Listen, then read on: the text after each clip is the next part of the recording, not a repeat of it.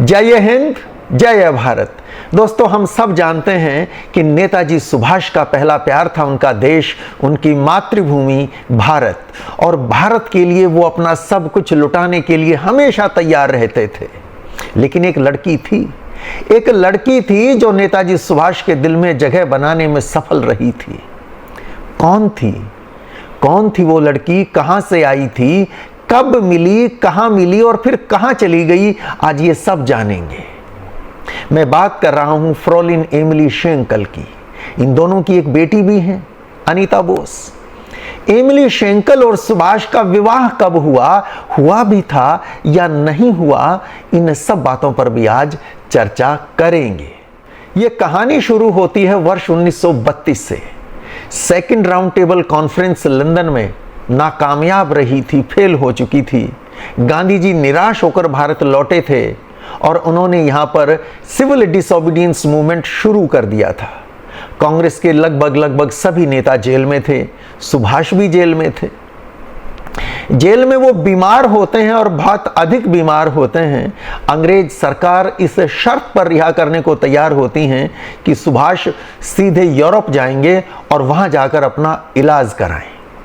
इसके बाद 13 फरवरी 1933 को जेल से सीधे एम्बुलेंस में डालकर सुभाष को मुंबई पोर्ट ले जाया जाता है और वहां यूरोप जाने के लिए तैयार खड़े शिप SS गंगे पर चढ़ा दिया जाता है।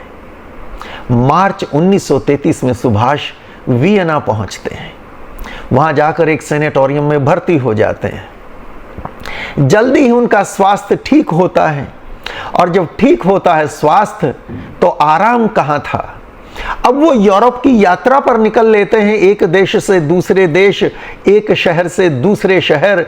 वहां पढ़ने वाले भारतीय छात्रों से मिलते हैं, उन्हें प्रोत्साहित करते हैं, बताते हैं कि आप भारत के सच्चे एम्बेसडर हैं, आप यहां लोगों को भारत की स्थिति के बारे में बताएं। सुभाष दुनिया भर के नेताओं से मिलते हैं, ओपिनियन मेकर से मिलते हैं और भारत की स्थिति से विश्व को, यूरोप को अवगत कराते हैं। और फिर आता है वर्ष 1934। 1934 के शुरू में सुभाष का एग्रीमेंट होता है। लंदन के पब्लिशर हैं लॉरेंस एंड विशार्ट। इस एग्रीमेंट के तहत सुभाष को एक पुस्तक लिखनी है भारत के नेशनल मूवमेंट के बारे में, भारत की आजादी की लड़ाई के बारे में। वर्ष 1920 से लेकर तब तक, यानी कि 1933 तक भारत में क्या कुछ हुआ, उस पर पुस्तक लिखनी है, और इसके लिए समय बहुत कम है। अब सुभाष को एक सेक्रेटरी की तलाश है, एक ऐसे सेक्रेटरी की तलाश है जो शॉर्ट हैंड जानता हो। सुभाष डिक्टेशन दें, वो डिक्टेशन शॉर्ट हैंड में लिख सके और फिर टाइपराइटर पर टाइप कर सके। अब ये स्किल हो, ये तो जरूरी था ही था। इसके साथ एक और बहुत इंपॉर्टेंट बात थी कि सेक्रेटरी रिलायबल होना चाहिए। सुभाष को जहां जहां वो जा रहे थे, अंग्रेजों के जासूस फॉलो कर रहे थे। तो इस बात की आशंका थी कि अंग्रेजों का ही कोई एजेंट सेक्रेटरी बनकर उनके घर में दाखिल हो सकता है। और फिर क्या कर रहे हैं सुभाष, किससे बात कर रहे हैं सुभाष, किसको क्या पत्र व्यवहार किससे कर रहे हैं, इस बात की जानकारी अंग्रेजों तक सीधी पहुंच जाएगी। तो रिलायबिलिटी बहुत जरूरी थी, इंटेग्रिटी बहुत जरूरी थी। बहुत लोगों से मिलते हैं और यह तलाश आखिर खत्म होती है ऑस्ट्रिया की एक लड़की फ्रोलिन एमिली शेंकल पर। वियना में ही डॉक्टर माथुर रहते थे, सुभाष के मित्र थे। सुभाष ने उनसे कहा था कि मुझे एक ऐसे सेक्रेटरी की तलाश है। तो एमिली शेंकल डॉक्टर माथुर के रेफरेंस से 24 जून 1934 को सुभाष चंद्र बोस को आकर मिलती हैं उनके आवास पर। उम्र में नेताजी सुभाष से लगभग 14 साल छोटी हैं। 26 दिसंबर 1910 को इनका जन्म हुआ था। नेताजी सुभाष का जन्म हम सब जानते हैं कि 23 जनवरी 1897 को हुआ था। तो इंटरव्यू के लिए एमिली शेंकल आती हैं और वो बड़ा इंप्रेस करती हैं सुभाष को अपनी प्रतिभा से। सिलेक्शन हो जाता है, वो सेक्रेटरी अपॉइंट हो जाती हैं। इसके बाद जो पुस्तक सुभाष लिख रहे थे, द इंडियन स्ट्रगल, उस पर काम शुरू होता है। अब सुभाष एक जगह से दूसरी जगह यूरोप में जा रहे हैं, तो साथ साथ सेक्रेटरी भी ट्रेवल कर रही हैं। धीरे धीरे धीरे धीरे दोनों के बीच में वो जो प्रोफेशनल रिलेशन था वो थोड़ा सा आगे बढ़ता है, पर्सनल रिलेशन डेवलप होने लगता है। नवंबर 1934 में सुभाष को एक टेलीग्राम मिलता है, भारत से आया था, मां ने लिखा था और संदेश था कि पिताजी सख्त बीमार हैं, तुरंत घर पहुंचे। इसके बाद सुभाष घर के लिए निकल पड़ते हैं। 4 दिसंबर को वो कोलकाता पहुंचते हैं, लेकिन कोलकाता उनके पहुंचने से 2 दिन पहले ही 2 दिसंबर को पिताजी का स्वर्गवास हो चुका था। 1 महीने का शोक का समय है और इस दौरान सुभाष स्वयं बीमार पड़ते हैं। उनके पेट में बार बार दर्द हो रहा है और बहुत ज़्यादा दर्द है। पत्र लिखकर वो एमिली को इसके बारे में बता भी रहे हैं और जैसे ही वो 1 महीने का शोक का समय संपन्न होता है, पूरा होता है, इसके बाद 8 जनवरी 1935 को सुभाष कोलकाता छोड़ देते हैं। वो फिर से यूरोप पहुंचते हैं और 24 अप्रैल 1935 को वियना के एक सैनिटोरियम में भर्ती होते हैं। गॉल ब्लैडर का रिमूवल होना था। प्रोफेसर डीमेल उनका ऑपरेशन करते हैं और यहाँ एक बड़ी इंपॉर्टेंट बात भी मैं आपके साथ साझा करूं। सर्जरी से पहले एनेस्थीसिया दिया जाना था और एनेस्थीसिया देने से पहले उन्हें एक फॉर्म दिया गया साइन करने के लिए। वहां सुभाष बड़ी महत्वपूर्ण बात लिखते हैं। वो लिख रहे हैं, all my assets to my countryman and all my liabilities to my brother Sharat Chandra Bose. यानी यदि कोई एसेट्स मेरे पास हैं तो वो इस देश की धरोहर है, मेरे देशवासियों की संपत्ति है, और कोई कर्ज मेरे सिर पर है तो उसको चुकाने की जिम्मेदारी होगी मेरे भाई शरत चंद्र बोस की। यानी उनकी एसेट्स पर परिवार की कोई दावेदारी, कोई अधिकार नहीं है। उनकी एसेट्स इस देश की धरोहर और कोई देनदारी है तो वो परिवार चुकाएगा। ऐसे थे सुभाष।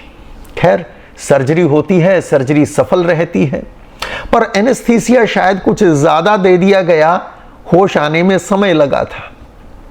एमिली रोज हॉस्पिटल जा रही थी, रोज मिल रही थी, बल्कि सर्जरी के बाद जब समय लग रहा था होश आने में, तो डॉक्टर्स ने कहा कि आप इनसे बात करिए, परिचित से बात करेंगे तो जल्दी रेस्पॉन्ड करेंगे।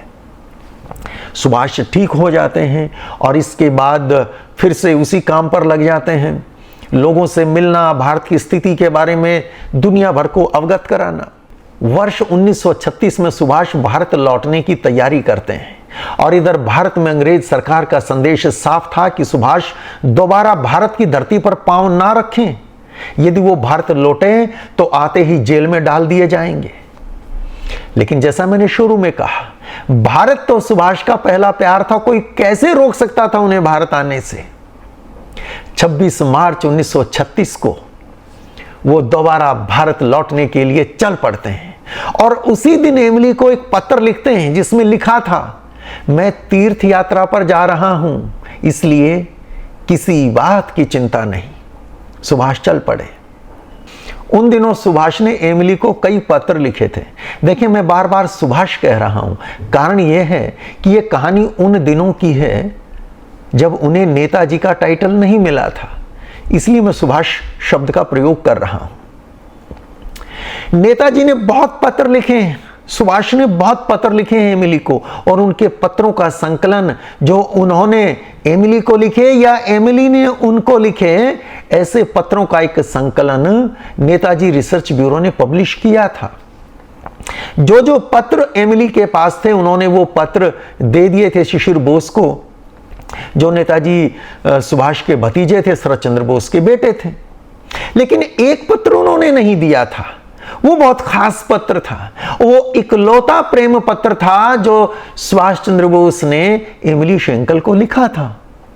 वो छपता है बाद में और वो इस पुस्तक में छपा, एक सच्ची प्रेम कथा एमिली और सुभाष। क्या कमाल का पत्र ये लिखा उन्होंने। मैं इसके मुख्य अंश आपको पढ़कर सुनाता हूं। वो शुरू करते हैं, पत्र इंग्लिश में था, मैं उसका हिंदी अनुवाद आपको दे रहा हूं मुख्य अंशों का। मेरी प्रिय, कभी कभी हिमखंड भी पिघल जाता है, और ऐसा ही कुछ अब मेरे साथ हुआ है। तुम्हारे प्रति अपने गहरे प्रेम को अभिव्यक्त करने के लिए ये कुछ पंक्तियां लिखने से मैं स्वयं को अब और नहीं रोक सकता। मेरी प्रिय, या अपने अपने ढंग से हम जो भी कहें, मेरे हृदय की रानी, क्या तुम मुझसे प्यार करती हो? क्या तुम मेरी चिंता करती हो? क्या तुम मेरे लिए तड़पती हो? तुमने मुझे प्राणाधिक कहा, पर क्या तुम सच में ऐसा सोचती हो? क्या तुम मुझे अपने प्राणों से भी अधिक प्यार करती हो? क्या यह संभव है? हमारे लिए यह संभव हो सकता है, क्योंकि एक हिंदू महिला सदियों से अपने प्रेम के लिए अपना जीवन बलिदान करती आई है। लेकिन तुम यूरोपियों की परंपरा अलग है, और फिर तुम अपने जीवन से भी अधिक मुझसे क्यों प्यार करो? मैं एक उड़ते पक्षी की तरह हूं, जो दूर देश से आता है, कुछ दिन रहता है और फिर अपने दूर घर के लिए उड़ जाता है। ऐसे व्यक्ति के प्रति इतना प्रेम क्यों रखो? मेरी प्रियतमा, कुछ सप्ताह बाद मैं अपने दूर घर के लिए उड़ जाऊंगा। मेरा देश मुझे पुकारता है, मुझे तुम्हें छोड़ना होगा और अपने पहले प्यार मेरे देश के पास जाना होगा। मैंने अनेक बार तुम्हें बताया है कि मैंने स्वयं को अपने पहले प्यार के हाथों बेच रखा है। किसी और को देने के लिए मेरे पास बहुत कम बचा है। जो थोड़ा सा मेरे पास है, मैंने तुम्हें दे दिया है। शायद यह तुम और मेरे प्रति तुम्हारे महान प्यार के योग्य नहीं है, लेकिन तुम्हें देने के लिए मेरे पास केवल यही है, और तुम इसके अतिरिक्त मुझसे कोई और अपेक्षा नहीं रख सकती हो। तो सुभाष ने स्वयं को अपने पहले प्यार के हाथों बेच रखा था, और इसके कई प्रमाण मिलते हैं उनके जीवन की कई घटनाएं हैं। वर्ष 1921 में जब आईसीएस की परीक्षा पास की और टॉपर्स में 4th रैंक था उनका, आईसीएस की कुर्सी को ठोकर मार देते हैं अपने पहले प्यार के लिए, भारत के लिए, भारत की आजादी के लिए। वर्ष 1941 में 16-17 जनवरी की रात को जब वेश बदलकर निकल लिए थे घर से, हमेशा के लिए भारत छोड़ दिया था, भारत के लिए ही, पहले प्यार के लिए ही निकले थे, और बड़े से बड़ा खतरा खुशी खुशी उठा लिया था। और फिर फरवरी 1943 में जर्मनी से जब पनडुब्बी में निकले थे और 3 महीने समुद्र के नीचे सेकंड वर्ल्ड वॉर चल रही है, हर पल खतरा था, लेकिन वो खतरा फिर से उठाया था अपने पहले प्यार के लिए।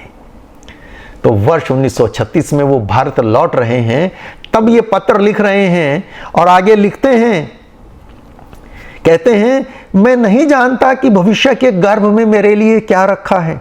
संभव है मेरा सारा जीवन जेल में बीते, संभव है मुझे गोली मार दी जाए या फांसी पर लटका दिया जाए, किंतु जो भी हो, मैं तुम्हारे बारे में सोचूंगा और मेरे प्रति तुम्हारे प्रेम के लिए चुपचाप तुम्हारा आभार व्यक्त करूंगा। संभव है कि मैं तुम्हें फिर कभी न देख पाऊं, संभव है कि वापस जाने के बाद मैं तुम्हें फिर कभी न लिख पाऊं, लेकिन मेरा विश्वास करना, तुम सदैव मेरे हृदय में, मेरे विचारों में और मेरे सपनों में रहोगी। यदि भाग्य ने इस जन्म में हमें अलग कर दिया, मैं अगले जन्म में तुम्हारा इंतजार करूंगा, और यदि तुम्हें मेरे धर्म पर विश्वास हो तो तुम भी यही प्रार्थना करना। यह पत्र बहुत लंबा है, अगर पूरा पढ़ूंगा तो वीडियो लंबा हो जाएगा, इसलिए कहानी को आगे बढ़ाते हैं। आपको पूरा पत्र पढ़ना तो इस पुस्तक में आप पढ़ सकते हैं। सुभाष भारत पहुंचते हैं 8 अप्रैल 1936 को उनका शिप मुंबई पहुंचता है। जैसे ही वो उतरते हैं उनको गिरफ्तार कर लिया जाता है और मुंबई की आर्थर रोड जेल ले जाया जाता है। इसके बाद पुणे की यरवदा जेल में शिफ्ट कर दिया जाता है। वहां वो बीमार पड़ते हैं और उसके बाद उनको यरवदा जेल से भी शिफ्ट कर दिया जाता है बंगाल में। कुर्सियांग एक जगह है, एक हिल स्टेशन है दार्जिलिंग के पास, वहां शरत चंद्र बोस का बंगला था पहाड़ी पर, वहां इनको अकेले में नजरबंद कर दिया गया। फिर सर्दियां आई कुछ महीनों बाद, फिर ये वहाँ बीमार हो गए तो कोलकाता इनको हॉस्पिटल में ही जेल की तरह रख दिया गया। खैर बाद में ये रिहा हुए, यहाँ वहाँ देश भर में वो घूम रहे थे। और इसके बाद फिर 1937 में ये दोबारा यूरोप जाते हैं और फिर से एमिली से भेंट होती है। फिर एमिली के साथ कुछ महीनों ये रहते हैं। वर्ष 1938 में ये कांग्रेस के अध्यक्ष चुने जाते हैं पहली बार। ये दोबारा भारत लौटकर आ जाते हैं और इसके बाद 1939 में दोबारा कांग्रेस के अध्यक्ष बनते हैं। इस दौरान भी निरंतर पत्र व्यवहार इनका एमिली शेंकल से हो रहा है। बल्कि 21 जून 1939 का एक पत्र बड़ा मजेदार है। ये लाहौर गए थे, लाहौर में किसी भीड़ थी ना, बहुत ही पॉपुलर नेता है ये, तो भीड़ है जहां भी ये जा रहे हैं, उस भीड़ में एक जेब कतरा इनकी भी जेब काट लेता है। देखिए, जो अपना सब कुछ इस देश के लिए लुटा रहा था, जिसने लिखा था all my assets to my countryman, वो शायद जेब कतरे को पता चल गया होगा कि इनके एसेट्स पर भैया मेरा भी अधिकार है, तो चलिए इनकी एसेट्स पे थोड़ा सा हाथ साफ मैं कर लूं। तो जेब कतरा इनकी जेब काट लेता है। और 21 जून 1939 को इन्होंने पत्र लिखा एमिली को, उसमें बताया कि जेब कतरा रुपयों के साथ तुम्हारे पत्र और फोटो भी ले गया। तो वो पत्र जो जेब कतरा ले गया था और वो फोटो जो जेब कतरा ले गया था, आज अगर उनके वंशज इस वीडियो को देख रहे हों और उनको इसके बारे में पता हो तो भैया जरा लौटा दो, वो देश की संपत्ति है।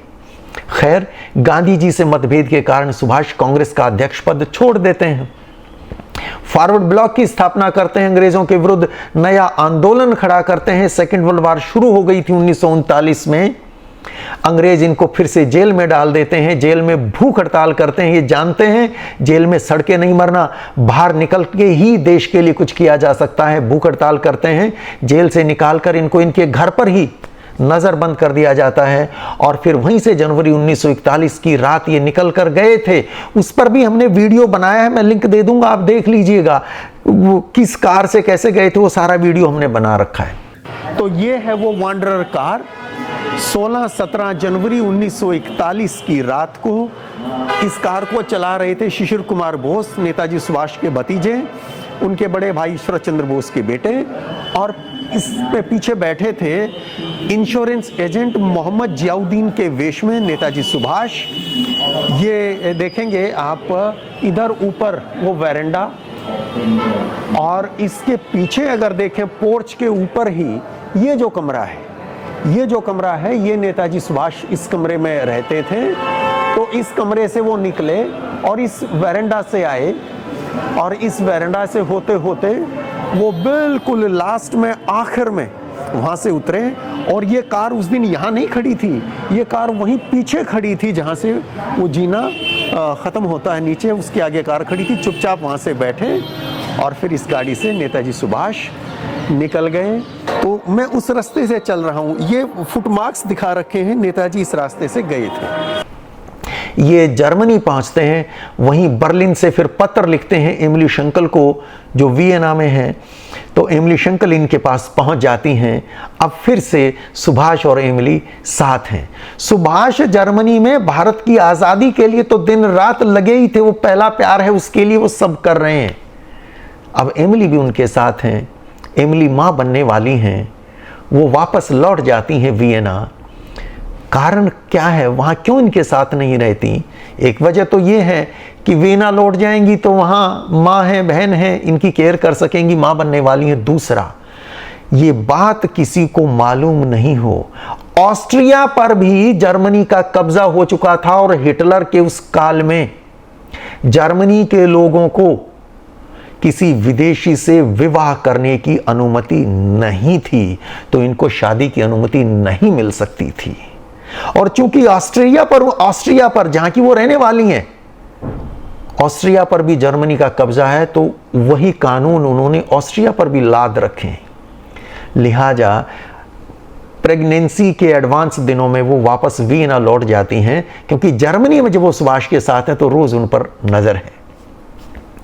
और वहीं वियना में ही 29 नवंबर 1942 को वो अपनी बेटी को जन्म देती हैं। नाम रखा जाता है अनीता। वर्ष 1943 के शुरू में सुभाष ईस्ट एशिया वापस लौट रहे हैं। क्योंकि जर्मनी में ज़्यादा कुछ नहीं हो सका।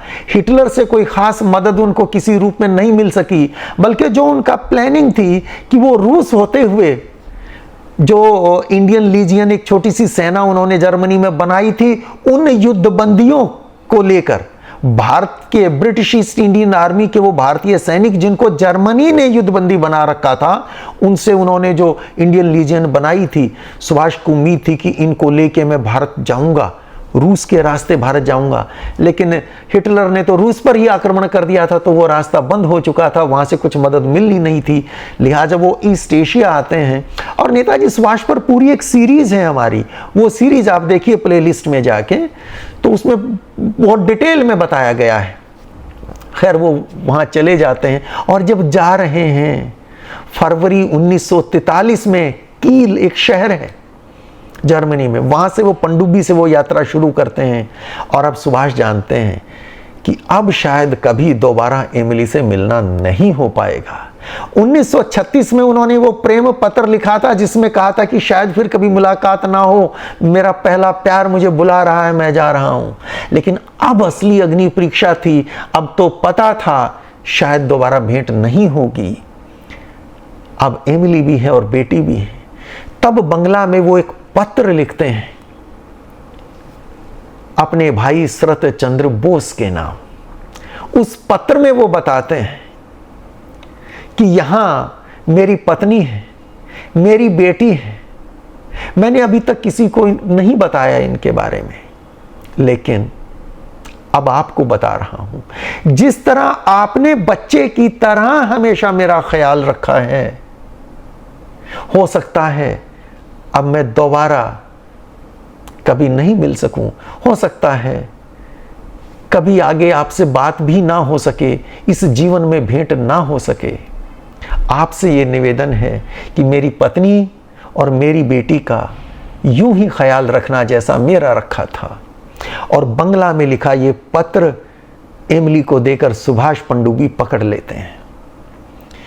फिर आज़ाद हिंद फौज की वो लड़ाई, वो संघर्ष, वो कहानी तो लंबी है। सेकेंड वर्ल्ड वार ख़त्म होती है। खबर आती है कि 18 अगस्त 1945 को एक विमान दुर्घटना में नेताजी सुभाष चले गए। वो घटना घटी थी नहीं घटी थी वो भी अपने आप में एक बड़ी बहस का विषय है, लेकिन उसके बाद कम से कम इतना तो तय है कि नेताजी सार्वजनिक रूप से कभी किसी ने देखा नहीं उनको, सुभाष सामने कभी नहीं आ सके। अब एमिली क्या करें?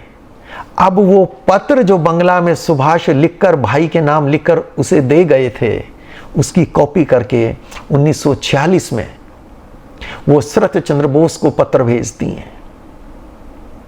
लेकिन वो पत्र शायद शरत चंद्र बोस को नहीं मिलता है। और फिर आता है वर्ष 1947। जून 1947 में जवाहरलाल नेहरू को सूचना मिलती है कि वियना में एक महिला है एमिली शेंकल, जो स्वयं को नेताजी सुभाष की पत्नी बताती हैं और उन दोनों की एक बेटी भी है। यह खबर साधारण नहीं थी। क्या यह सच था? अगर सच था तो किस हाल में है एमिली शेंकल, किस हाल में है नेताजी सुभाष की बेटी? जवाहरलाल नेहरू तुरंत सूचना देते हैं सरदार पटेल को। देश आज़ाद होने में कुछ दिन बाकी थे, देश में इंटरिम गवर्नमेंट बनी थी और ये दोनों उस इंटरिम गवर्नमेंट का हिस्सा हैं। सरदार पटेल तुरंत इस बात की जानकारी देते हैं नेताजी सुभाष के बड़े भाई शरत चंद्र बोस को। इसके बाद क्या एक्शन लेते हैं, क्या प्रतिक्रिया होती है जवाहरलाल नेहरू की ओर से, सरदार पटेल की ओर से, बोस परिवार की ओर से, शरत चंद्र बोस की ओर से? एमिली शेंकल क्या भारत आ पाई? एमिली शेंकल को क्या किसी ने संपर्क किया, मदद की किसी ने, और की तो क्या मदद की? और क्या यह साबित हो सका कि एमिली शेंकल सच में पत्नी थी सुभाष चंद्र बोस की? और पत्नी थी तो उनका विवाह किस दिन हुआ था, किस जगह हुआ था? आजाद हुआ देश, आजाद देश ने उनकी क्या खबर ली? ये सारी कहानी भी अपने आप में बहुत बड़ी है और ये वीडियो बहुत लंबा हो जाएगा, लिहाजा आज इस वीडियो को यहां क्लोज करते हैं। इसी वीडियो के पार्ट 2 में बताएंगे क्या प्रतिक्रिया रही बोस परिवार की, क्या प्रतिक्रिया रही भारत सरकार की, क्या प्रतिक्रिया रही उस समय की कांग्रेस पार्टी की, और क्या प्रतिक्रिया रही एमिली शेंकल की और उनकी बेटी अनीता बोस की। तो कीजिए इंतजार इसके पार्ट 2 का। आज की जानकारी कैसी लगी कमेंट बॉक्स में लिखकर जरूर बताइएगा। अभी के लिए इतना ही। जय हिंद, जय भारत।